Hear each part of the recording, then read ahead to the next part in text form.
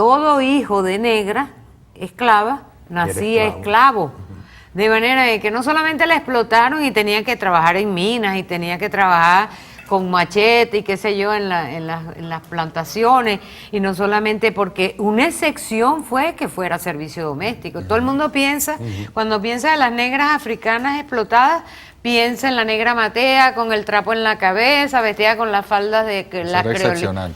Eso era lo excepcional. Trabaja en las haciendas como sí, es más, no había trabajo considerado masculino que no hicieran estas mujeres. Ustedes saben que el tiempo en televisión, y tenemos que entrar en Bolívar necesariamente en nuestra etapa republicana. Bolívar, siendo él mantuano y siendo él blanco, viajó por Europa, tenía sus contactos, pero él reconoció en todo momento que no éramos blancos los que nos estábamos independizando, que éramos una mezcla, una combinación de blancos, de africanos, de indígenas.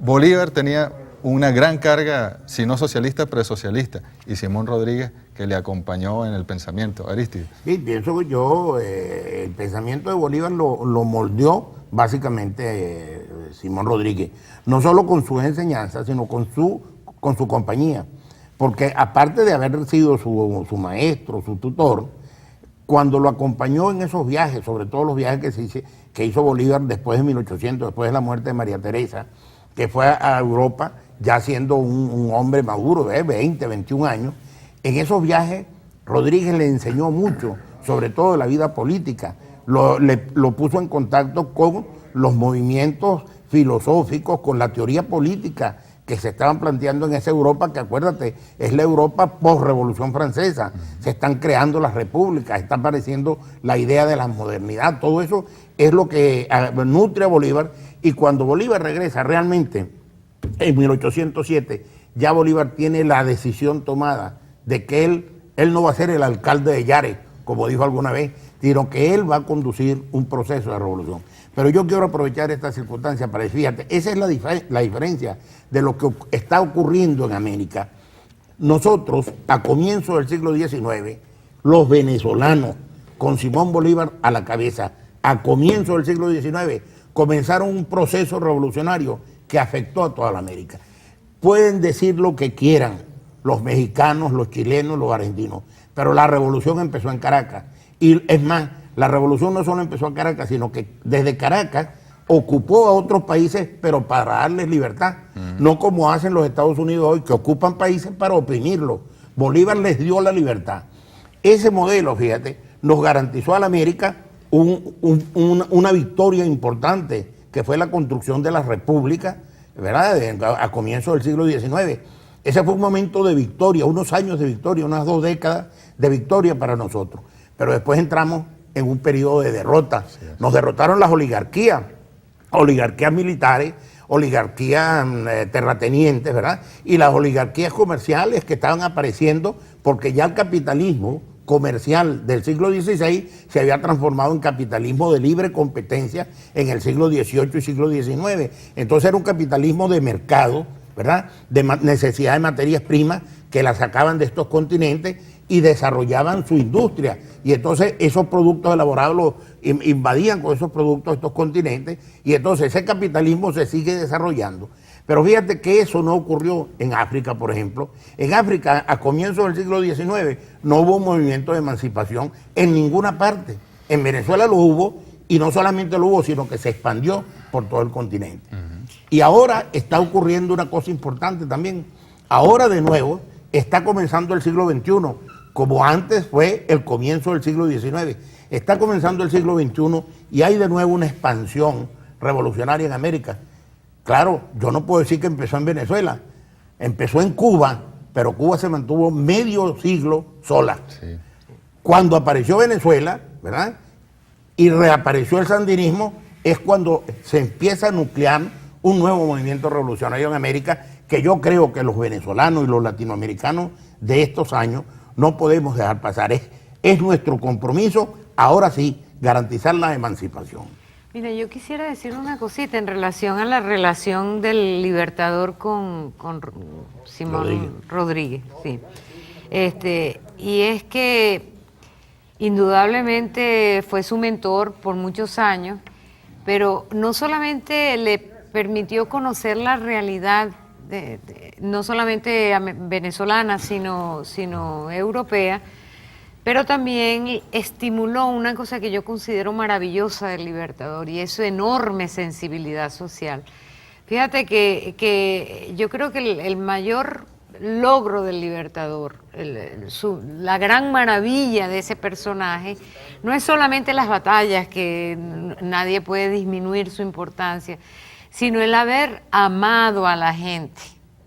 Y yo creo que eso se lo debe a Rodríguez, haberla amado como para ofrecerle la libertad a los esclavos, haberla amado como para ofrecerle tierras a los indígenas, el haber reconocido de que debía luchar contra el racismo, que era fortísimo, y lo logra en esa maravillosa frase de que somos un pequeño género humano. Así es. Sí. Esas luchas, esa resistencia de nuestros indígenas, de nuestros negros y de nuestras negras, de la fuerza africana en estas tierras, ¿qué tanto pudo haber influido no solo en el Libertador, en Simón Rodríguez, en Sucre, en toda aquella generación de gente que nos dio la independencia política de un imperio, aunque como lo decía, lamentablemente después fue un traspaso de poderes de una oligarquía imperial a una criolla? Pero ese impulso gigantesco de libertad, ¿qué tanto pudo haber estado influido por las luchas precedentes?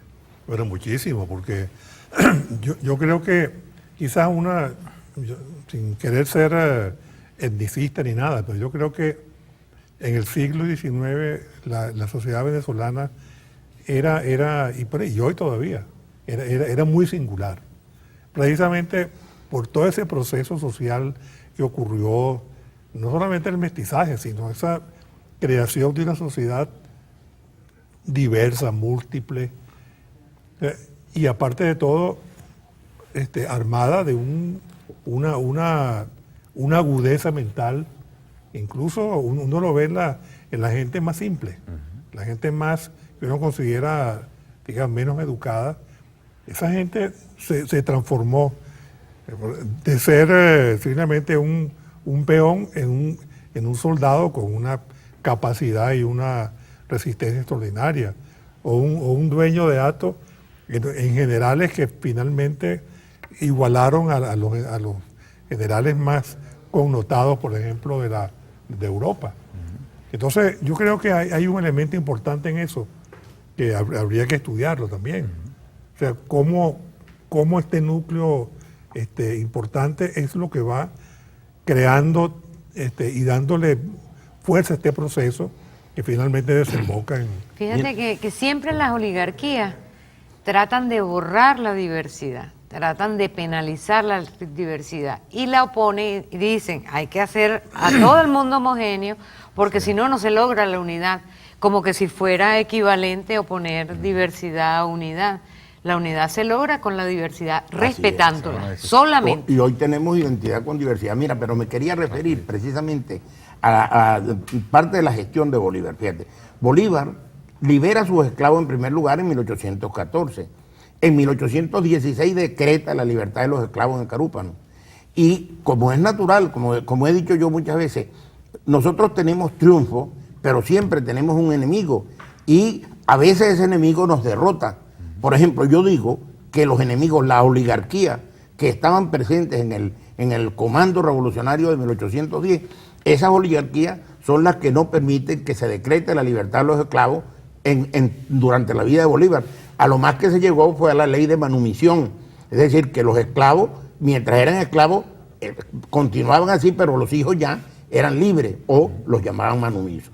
Y la otra cosa que quería referir es que Bolívar en 1827 crea las comunidades indígenas, o sea, le da tierra a los indígenas. Fíjate, proceso que no ocurre en ningún país de América, porque incluso en México, que hubo una revolución agraria en 1810, esa revolución es para darle tierra a los campesinos, porque no la tenían. Bolívar en 1827 creó una serie de comunidades indígenas en Venezuela, que esas comunidades significaban que esas tierras no se podían enajenar, no se podían vender, eran tierras colectivas, tierras cuya relación del hombre con ella era la ancestral, la antigua relación. Sí, y eso está recogido en el capítulo que Claro, dedica nuestra Constitución de la a los propiedad, derechos la forma de de los propiedad. Es que el Libertador fue un Repito, ya hombre llegamos con a- una extraordinaria sensibilidad social. Fíjate tú que correlativamente a todo eso que tú has dicho, que mencionaba antes de las tierras y la libertad de los esclavos.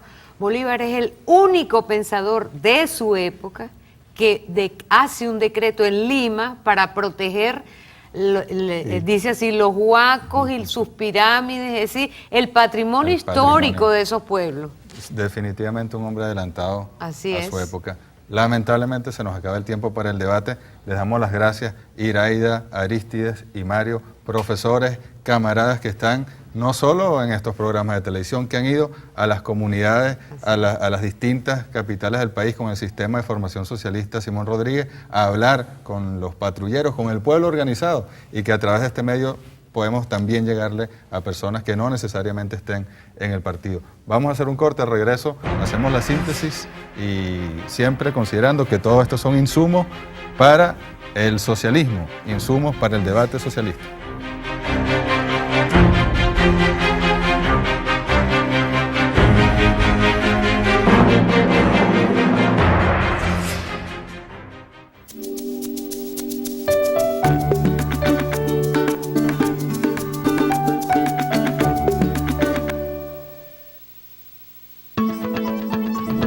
Este lunes, desde el Hotel Alba Caracas, en el segundo Seminario Internacional 2009, se debatirá sobre el reto de construir un nuevo modelo policial.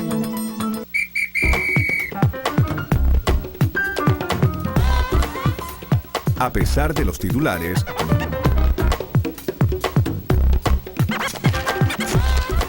ahorrar energía, garantía de fuerza para el sistema eléctrico del país.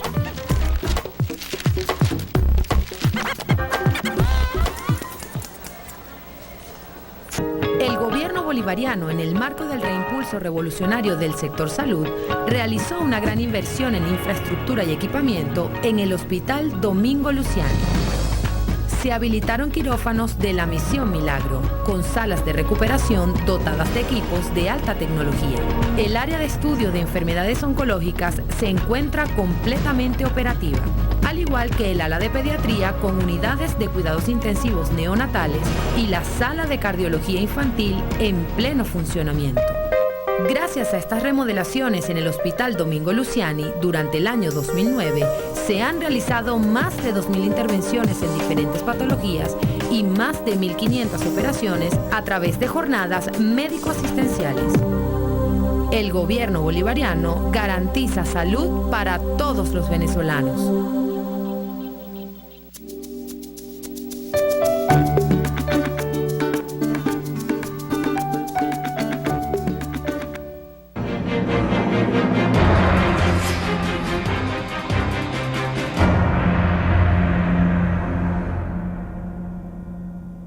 Revolución es sentido del momento histórico,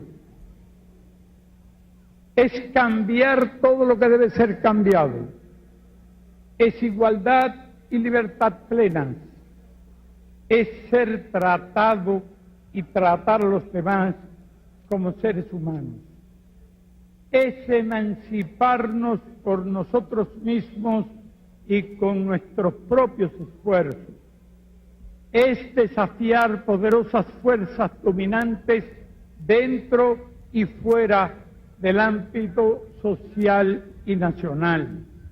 Es defender valores en los que se cree, al precio de cualquier sacrificio. Es modestia, desinterés, altruismo.